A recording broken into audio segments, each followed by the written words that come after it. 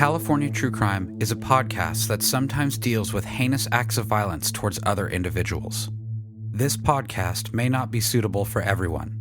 Listener discretion is advised.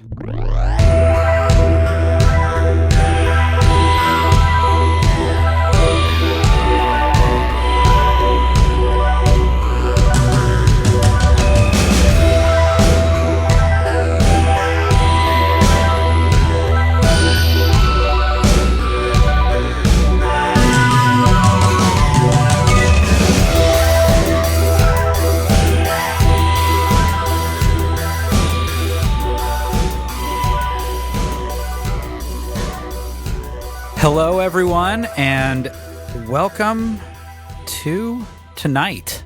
This is California True Crime. We have not been around for a while, and we are just here to talk. With me, always, Charles and Jessica. Guys, are you doing okay? Yes, we are. Let's talk about it. You guys weren't doing okay. No, we both had COVID. And now you're better, though. Yeah. Much better. Yeah. Thankfully, it wasn't a serious case. Serious enough that we were down and out for 2.5, almost 3 weeks. Yeah. Still kind of recovering. Yeah. No more, not contagious. No more getting ready to get some vaccines going pretty quick, hopefully. Good. It's good to hear. But that is the reason we haven't been recording. Right. That's been tough. Yeah. I know. I've been bored. So we thought we would get together and work on a little something different for right now to get back in the groove. But we were going to try to look at the current events and kind of bring in how it works with some of the cases we've already talked about or cases out there, just because this has been on the minds of everyone, the Sarah Everard case. And thinking about it, we were talking about it a little bit ago and how we wanted to talk about it, I guess. Before we go any further, we do want to just kind of mention, and if you're listening to this and maybe not necessarily currently, because right now it's March in 2021, if you're listening to this at a later date, you might be wondering why the California True Crime family is covering a case that happened in England. But you touched on it a little bit, Sean, and I think you brought up the similarities in some ways between the Sarah Everard case and one that you actually covered, which was, do you want to refresh our listeners' memory about which case that is? Yeah, when I first read about it was the Cara Knott case in San Diego, where Craig Pyre was a police or highway patrol there, and they found Cara Knott's body off the freeway, and they ended up arresting him. And it was, it was kind of similar. And so we wanted to kind of talk about it. But at the same time, it's also, as we'll get into it, we could be talking about the Golden State Killer also in similarities. So, But yeah, Jessica, I was kind of throwing it out there, but you probably have a better timeline. So on March 3rd, a woman named Sarah Everard went missing in London. She went missing from an area called Clapham, South London, where she had left. She was visiting with a friend. She had left at 9 p.m. on a walk to go home. The police estimate that walk should have taken her about 50 minutes. During that walk, she called her boyfriend for a 15-minute conversation to make plans with him the next day. She never makes it home. The next day, her boyfriend calls the police to let them know that she's disappeared, and they sort of start searching for her. The police release a CCTV picture of her during the walk home. One of the ones when she was last seen. She was wearing a green rain jacket, a white beanie-style hat, a white sweater and mask, white and navy pants with a kind of design on them, and the police believed green headphones.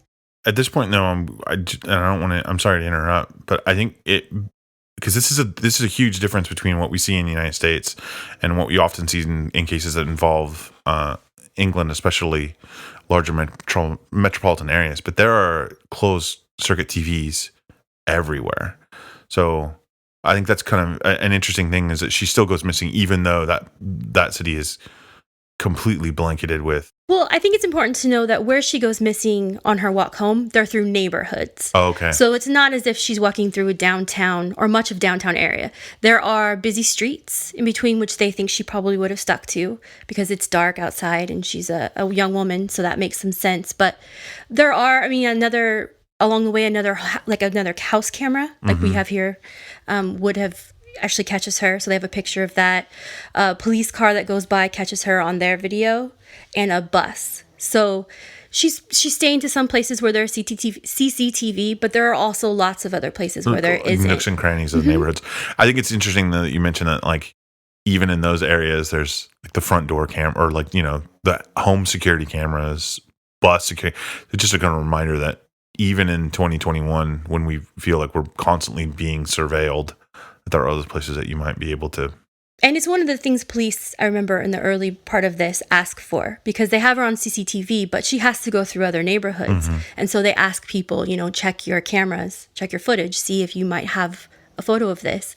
After those last photos that they have of her with the house, she basically just disappears. That's how one of the detectives, he uses that phrase, disappears in thin air. And they don't know where she's gone because there aren't cameras everywhere. And there's nothing left behind. Her headphones, her jacket, no, like a shoe, nothing at all. Not that I know of. Right. There's a lot about this case that they haven't shared with the public. So it's possible that they found some of those things, but not that we know of, no.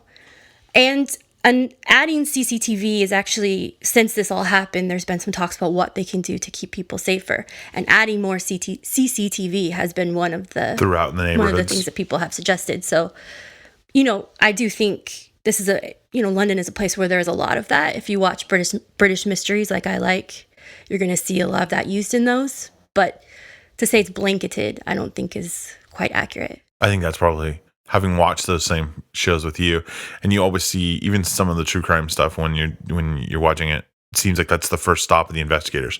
We're getting CCTV footage, which I know that's similar to the United States when they're like, well, we're getting traffic cameras. Or I like just don't think of bank ATM cameras. Yeah, bank ATMs and stuff like that. But it always seems, at least from an outsider's perspective, that there's cameras everywhere. But like you said, there's places that there wouldn't be. Oh, absolutely. And when you look at pictures online, we can post some on our website or in some of the social media of the places where they're looking for remains and they're still looking for evidence in this crime. It is a lot of fields, a lot of big open areas, a lot of neighborhoods where, houses aren't, it's just not like a city kind of like we think it's like downtown London. It's South London. It's a little bit different. And we will be posting this information up on our website, californiatruecrime.com.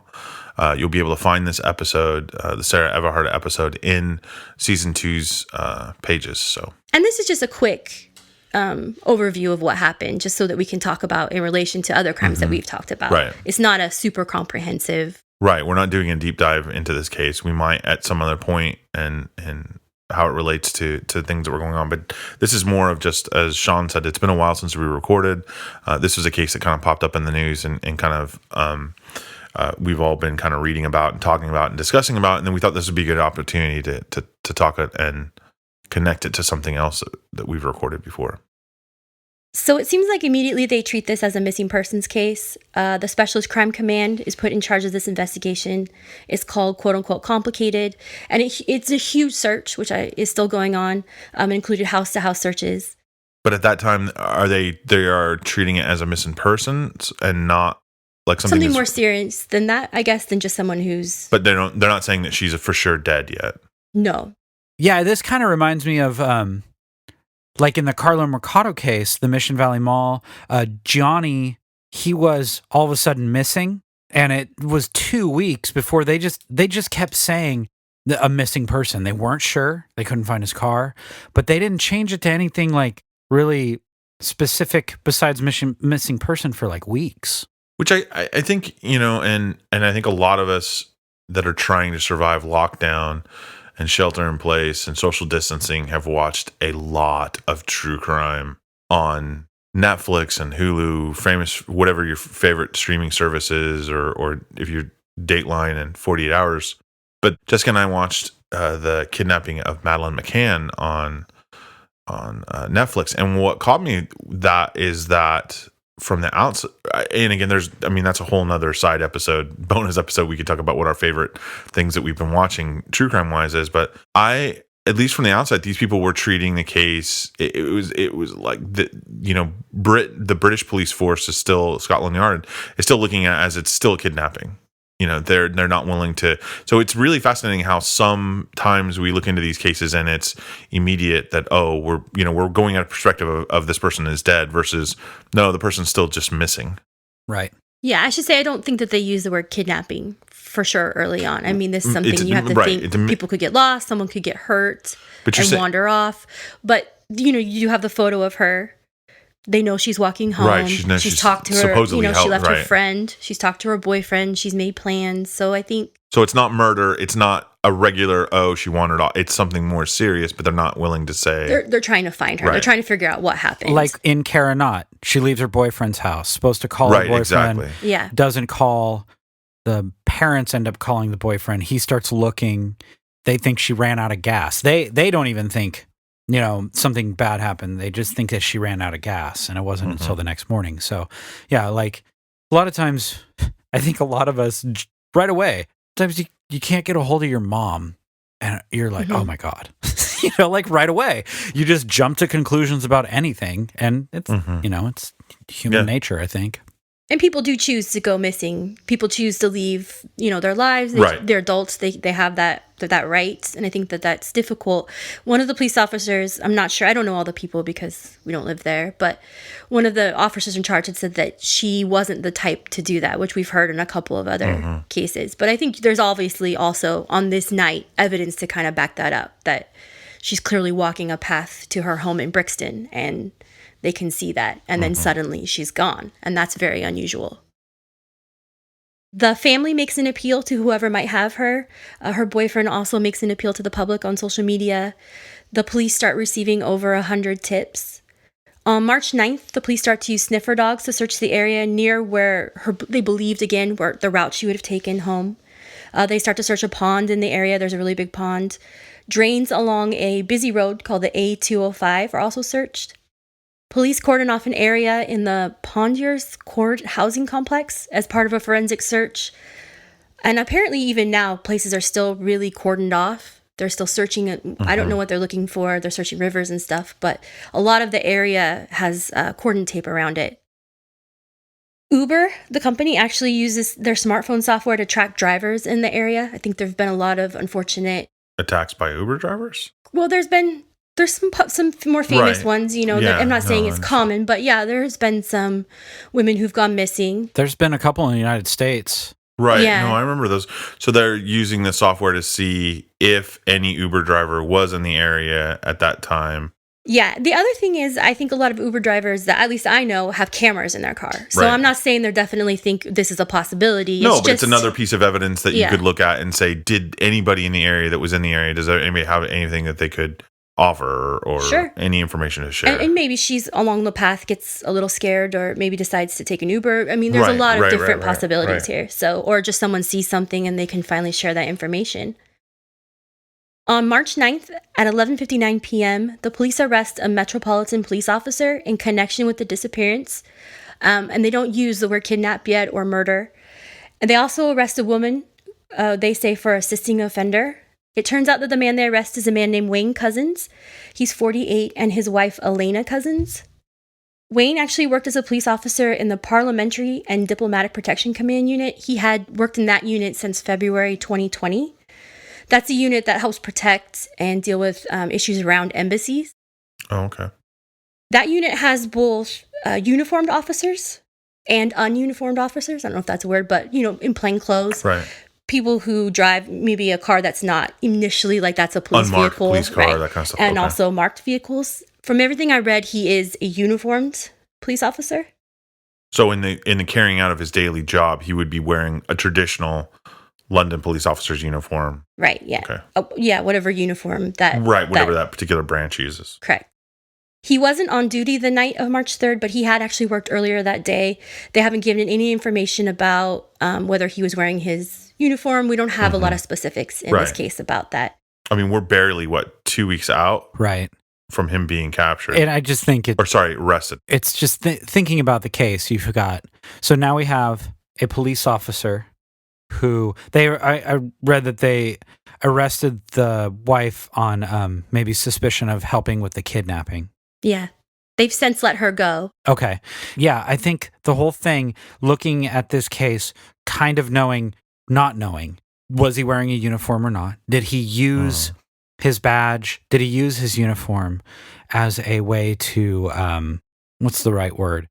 Kind of trick or... Yeah, I guess, yeah. Yeah, or cajole or intimidate. Make her feel or safe. Or the opposite is make her feel at ease. Right.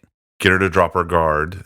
You know, a woman walking by herself alone at night, right. even if it's she's went a million times, that can be.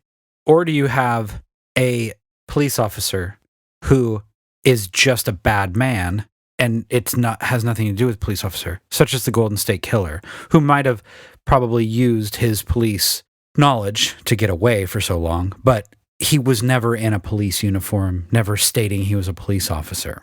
Right. He didn't use the trappings of his office to commit his crime. Right. So you have someone like Craig Pyre, or you might have someone like Joseph D'Angelo. So another thing when looking at this case, and there's just more information comes out all the time, there was going to be a vigil for Sarah, and then it was called off due to COVID protocols. But that didn't stop people to still have a vigil. But then it got a little violent. That we saw in the summer in the United States, the protests and stuff like that. But then, not even a week later, or maybe it was, you have freedom rallies where that was allowed, and the COVID protocols just seemed to be put away. So I don't know if they were just trying to not suppress, but make it, this is a police officer, we need to calm it down.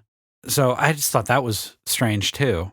Well, and the images that come from that, I mean, it's not a little, I mean, nightsticks, mace. I mean, it really, you mentioned the George Floyd protests that have been going on since the early part of 2020. And it felt like that, as an outsider, that, these people were peaceably protesting, and then the police then use pretty brutal tactics to break them up and run them off. This one's hard because it was supposed to just be a vigil. But I think since they called it off, it became a protest in a way. I could be totally wrong, but you're all suffering because there were so many like Twitter comments of what women have had to go through, just trying to walk home, or the times they feel unsafe. And then you're trying to have a vigil for a woman who is no longer with us, and the cops say no. And I think that might have agitated the crowd. Well, and I think I can understand why they would be too. I mean, you have a woman who should have every right to walk home by herself in the middle of the evening, right, and not fear attack. And her attacker turns out to be, and murderer turns out to be, an officer of the law. And those people that want to express their sadness and outrage at this are then set upon by. Now, again, as an outsider, I don't know the whole story or what, and this isn't an indictment on law enforcement in general. Right, it's just right. It's more of a question of what precipitated that, and what are the, again, we're still too close to the event to really get a larger picture of that, but it begs the question of like, why was that force necessary at that time? And another thing is that there's no way I can even put myself in the shoes of women.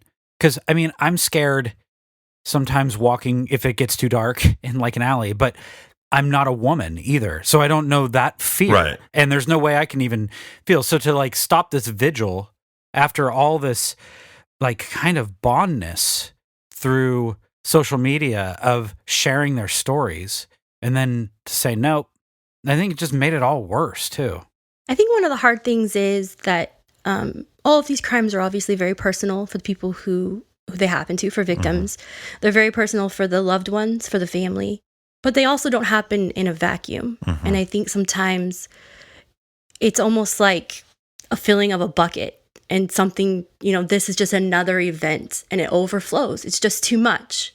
Women are talking about, like you're saying, their own experiences, and we don't know why this crime happened. We don't know the cause. I think we're kind of used to, she was kidnapped and she was murdered. So there's probably, in our minds, in my mind at least, there's a sexual assault element to this, but we don't know that for sure. Right. Her. If correct me if I'm wrong, her remains are just found on March 10th. Right. Yeah. And as of today, it is March 22nd that we're recording this episode. So yeah, her remains are found on March 10th. They're found in a woodland area near Kent, or in Kent, a place called Ashford.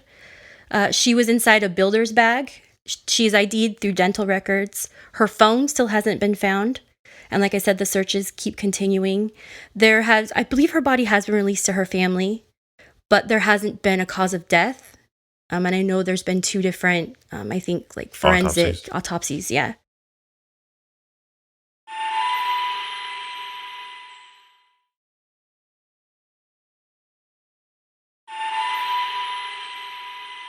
An inquest has been opened, and an inquest in England will mean that their goal is to find out what happened, and that's separate from a criminal proceeding. Okay. Wayne Couzens, as I said, he has been arrested. He has been charged with kidnapping, and he has been charged, I believe, with murder. He has a plea hearing set for July 9th and a temporary trial date that will probably happen around October 25th, and they expect it to take about 4 weeks.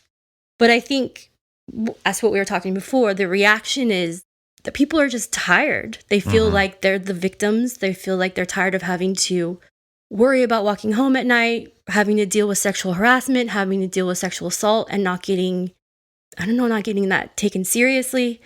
And even though this happens to a single individual, and that must be so hard for her family to have to deal with all this other stuff too. Because you're grieving. You're not grieving for a family member in peace anymore, and that sounds odd. I don't mean but it's a personal thing that you grieve for your family. You have to deal with that yourself. Your family member who has died brutally has now become a symbol and taken on something so much larger. Yeah.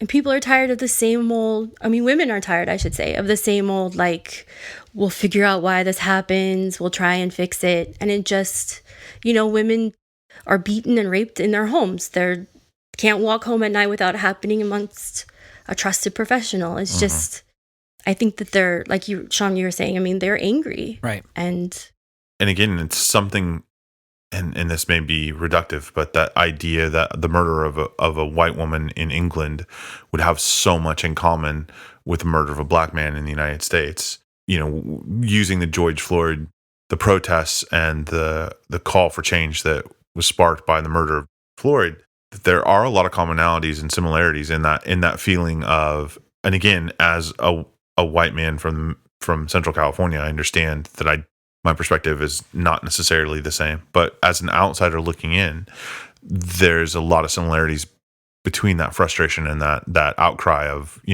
where's the justice, and the people that are supposed to be protecting us are the ones that are attacking us. I think that and then trying to spark that larger conversation of, in the United States centered around racism. And then I think this question of what do we do as a society about the violence against women?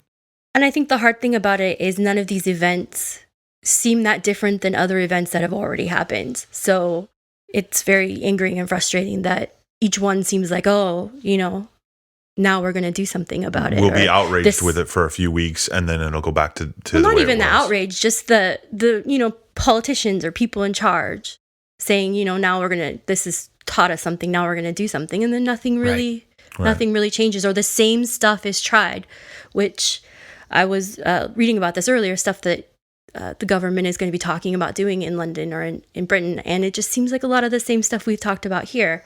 At some point, we have to ask ourselves maybe harder questions about why these events happen and really start to understand those on a different level. Because otherwise, I don't know that more CCTV will protect women when women are always at danger. Well, and then it begs the question, are you trying to stop it or are you trying to punish it? Yeah. Because, okay, great, you put up more CCTVs or you put in more police patrols or whatever. You may not necessarily stop it, but great, we've collected more evidence in order to prosecute a crime that could have been prevented, or should have been, obviously should have been prevented. But having a look at like either changing the conversation or to prevention rather than punishment. I mean, there's a lot of social or having difficult issues, conversations, right, about why and these things happen and who is committing these crimes and how that plays out in society. Sorry, I didn't mean to go off on a tangent. It's not a tangent. It's really hard right now because you've got George Floyd, you've got Atlanta, you've got what we don't know about Colorado that just happened today. Like, you've got all these things. And yes, exactly what you two are saying. Are we trying to say, yep, we can always throw people in jail for it because we'll know now? Or are we trying to stop it in the first place? Well, and I think that's interesting too is, and I like to think of myself as somewhat of a data nerd, and I like evidence and I like facts, and let's look at the data and see what this, and a lot of these things, what shocks me is that there's not studies being done, or there's statistics, but then when you look into how those statistics are collected, like they're not large data sets, or there isn't research really being done into why certain of these crimes are happening. Part of when we were initially talking about doing this kind of update in connection with this Sarah Everard's murder, we decided, well, let's look up police officers committing murder in the line, not police shootings, but a police officer that has committed murder and how their cases have been prosecuted. And that led me down kind of a rabbit hole to research that was done by the Bowling Green State University, a group that was basically researching rapes perpetrated by police officers while on duty. Which, now again, I'm reading this. This is not an indictment on all police officers. The study itself says that the vast majority of police officers have no connection to these crimes, but they do exist. And it's important that we know that there are police officers that are committing crimes and violent crimes. And in a 9-year period, there were 405 rapes that were charged to police officers. So police officers committed rape against victims 405 times in 9 years. On duty? While they're on duty. That's okay. 45 a year. Now, granted, that's for the United States. However, that's still 45 people getting raped by police officers a year. And what's crazy to me is this group of researchers, the way they had to collect their data, because there isn't any, was they actually had to create Google alerts to notify them when a rape case was reported on the news. And then they had to then dive down, much like we were joking in a gallows humor sort of way of the way we research cases is I look it up, do our Google research and look through the newspaper archives, and they had to work backwards and to see how those cases were adjudicated. And the reason for this is because police, at least in the United States, police officials do not, at local levels, non-federal agencies, do not have to report any of their statistics to the Justice Department. So for a study like this that was funded by the federal government, that gave the Bowling Green State University money and said, we want you to do some research on this, they were left to their own devices instead of actually having ready data. So if you're trying to solve a problem, but you're not collecting the data necessary to solve the problem, are you really taking the problem that seriously? Or understanding it. Or understanding it.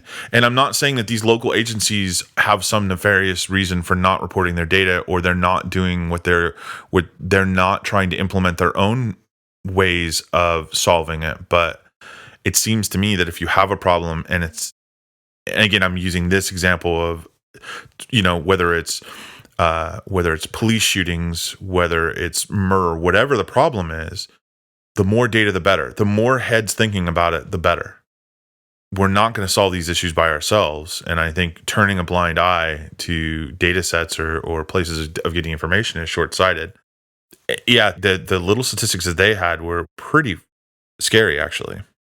And it's important to remember that I think in those cases where you're saying police are raping someone or sexually assaulting them, that they're probably also targeting, like kidnapping someone, and that having that go viral or around the world is probably not a best case scenario for somebody who wants to stay on the job. So they're targeting victim groups that are, least likely to be believed, or, we've covered, Sean, you've covered a couple of those where in the 405 cases that the Bowling Green State University research group did, the majority of them fell under one of four categories: A, those people that had criminal records; B, homeless; C, sex workers; and D, those having drug and alcohol abuse problems. And really what their supposition was after, and again, some of this is guesswork on their part. They actually did contract with former law enforcement officials, as well as former Seattle Police Chief Norm Stamper, who actually wrote a book.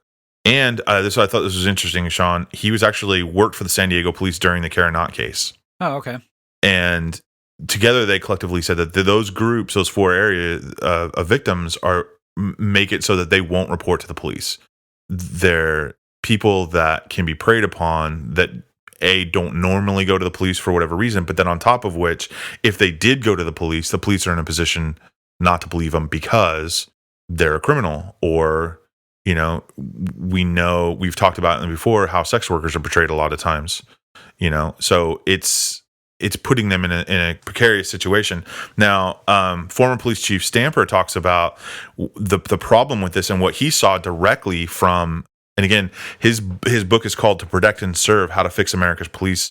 We haven't read it. I just read some excerpts of it for this article. But he talks about having a huge ripple effect, so that when these violent occurrences happen, the Cara Knott case, the Sarah Everard case, what's going to happen now is that makes it doubly hard for police to do their jobs in those areas, because even in the Cara Knott case, when no other officer in San Diego in that area was even connected, no way near connected to that crime, they all suffered the consequences because one of their own committed the crime. It makes people were afraid of the police for a long time. I mean, I'm not saying that that's over, but they're afraid to report crimes. They're afraid when a cop stops them. They're afraid to turn in.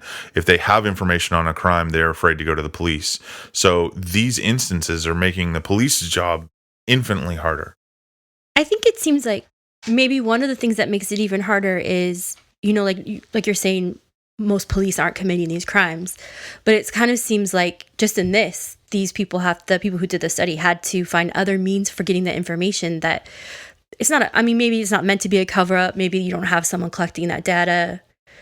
You don't need to send or whatever. Maybe there's good reasons why it's difficult to get it, but it feels like it'd be easier for everyone if it was just ignored. And so you start to think that doesn't make sense. Like everyone's kind of in on it in a way. And the study actually calls into this and kind of spells it out. And along with former police chief Stamper, they talk about the what they call the thin blue line, which I think if you're listening to this podcast, you're probably familiar with that term. But in case you're not, it's that idea that it's the, you're police or you're not, and it's, if you never rat out your partner. And, if you've seen the movie Serpico, you know what happens. I'm not going to ruin it in case you haven't seen it, but this idea that, and Stamper talks about it, this idea that if I turn evidence on the people that work with me, then they won't have my back if we're in a tight situation. On top of which, and this really scared me, is that some states where these crimes occur, they shield the identity of the police who commit the crimes, and even go so far as to have non-disclosure agreements with the victims of these crimes. So even if I'm a victim of a violent crime from a police officer, one, that won't be known by the general public. It won't be reported in the papers or the television. And I can't speak of it because I'm forced to sign an agreement. Is that so the officer can still work? I didn't, like I said, I don't have access to the full study. This was from a CNN article written about the study. And so I'm going to do a little more research to find out if we can get a white paper on it or further information, and we'll be posting this on the website. But it didn't go into it. It did also state that aside from the non-disclosure agreements, there's this whole other avenue that I think a lot of us that have watched these kind of stories, especially the last year, when you see union officials, police unions, which are very powerful and serve a function as a union member myself, not of a police union, obviously, but of a union, and these organizations hold a really important role in our society to make sure that the workers are protected and the workers are protected from the management and they can do their job in a safe and meaningful way. But the unions have taken on this role of protecting police, and there are some people that have commented that sometimes that protection is not necessarily not the right way. It ends up that they're protecting people that shouldn't be protected. And that's kind of a tough call. You're protecting your members, and the members are innocent until proven guilty, but it has become like an adversarial thing. And I think we've seen that over the last couple of years, both socially and politically. We see, sometimes some of these union officials coming out and saying stuff. And I think that's the same thing with this case right here. We're not saying that he's guilty because we know nothing. We just know that he's been arrested. Right, yeah. And he is a police officer. So it's bringing up other conversations. This is not about him. This is not about us wanting it to be just all about police officers. It's just, this is the topic. No, and I agree with you. It's no way we're making any judgment calls on this case. We haven't done the research on it. We've read things in the news, watched on social media, and for us, the reason why we wanted to do this is, one, we've been sick and are trying to get our groove back. But as we were meeting and texting and chatting, these kind of connections started popping up, and it's like this, and it's very similar, and I think after the last year that we've had and all that we have seen through media sources, social media, news, whether we've been connected to it in a personal way, whether we've marched in marches or been against the marches or however, that it's undeniable that these connections exist. And I think we kind of thought it would be worth a conversation to have about. I think in all our episodes, we made it pretty clear that we like knowing more things is good. Yeah. So you can make better decisions. But yeah, we're not trying to paint everyone in the same brush at all. No, and I think, again, and I don't want to keep hawking this guy's book, especially since I haven't read it, but Stamper's idea, he has some things that are interesting, and it's things that we've talked about in our episodes, I think, a little tangentially when we talk about how police solve issues, but things like having sexual assault experts help police. We've talked about in the past with mental illness and police officers being called to do more than they should, more than the expertise that they have is, but actually having people that are designated, that are trained professionals in those fields, and not having police officers try to do double duty. Actually having things that mandates about body cameras. I thought that was kind of interesting because we're seeing a lot of that in this last year. GPS tracking of officers, which I know how some people might feel about that little nanny state, but he makes the argument that if a supervisor notices a patrolman predominantly stops women between the ages of 18 and 30 and in the same areas and the same time of night, then that can raise a red flag. And that directly goes back to what you talked about, Sean, with the Cara Knott case, is that those witnesses having that. Right. And then didn't even Cara Knott's dad, didn't he kind of get... That was one of the first police forces to have police officers tracked, right, Jessica? Mm-hmm. I believe so, yeah. Yeah. It's not always possible for highway patrol because of where they go, but yeah. But that makes total sense what you just said. It's like, yeah, this is what you're doing. You're making this a routine, and this is preventable. Yeah. Like, 18 to 30 in the same area. Nope. That's where you see that data and you go, this needs to be taken care of. Don't know how to do it, but at least you have the data to say, let's halt and take a step back so nothing happens. Or ask a question. Is there a reason? Because, we all went to college, and I know, where I went to college, 18 to 24-year-olds did a bunch of dumb stuff and got, Right. So if you're looking at that and say, why is that cop stopping the same 18 to 24-year-olds? Oh, it's because it's on the corner of 5 and I, right next to a bar, and there's a bunch of, college kids doing stupid stuff. Okay, it's not saying they're doing something bad. It's just like you said, Sean, look at the data, ask questions, and let's see where the data leads us. With everything that you guys were saying, I think it's been a lot, and I have you guys to talk to, and I know that's maybe talking to a mirror sometimes because we have a lot of the same things. Mm-hmm. It's not getting out there and hearing other people's opinions, which is hard right now because we're not getting anywhere. So, I'm not leaving, so I'm not out talking to people about stuff, but I think with all this, it's just building up as we sit here, and it is good to talk and figure things out because things are. Maybe I'm just reading the news more because I'm home, but it's a lot. Before I might have had other things to distract me, and maybe not see it as insane as it is. But it's hard when you've got it in your face constantly all over the world with the stuff that's going on, and talking about it actually helps, even though you don't want to. Well, I think you make a good point too, is that normally, with the exception, I think most of us, we see this stuff, we watch the news, we watch social media, we take part in it kind of in a tacit way, and then we commiserate about it with our friends and family in a social setting.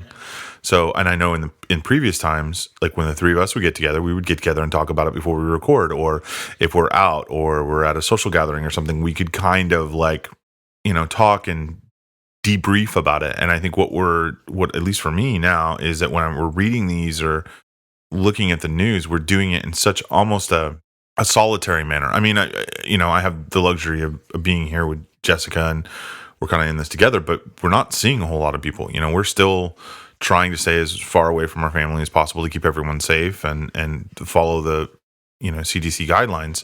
So it is very isolating during this time to process a lot of this information. But as much as I complained about people saying things can change, maybe, they can change. That would be good. Some new ideas for solving things, and maybe not us talking about it, but people talking about it. Yeah, but it starts. No, you were right. It's California True Crime talking about it. Yeah, it'll probably change everything. Yeah. No, I think you're right. I think the more people are talking about it, the more that they're discussing it, the more chances for change. I did see, when I was looking at things, I'm just going to mention it really quickly, this really cool app. It is only, as far as I know, in Britain. It's called the WalkSafe app.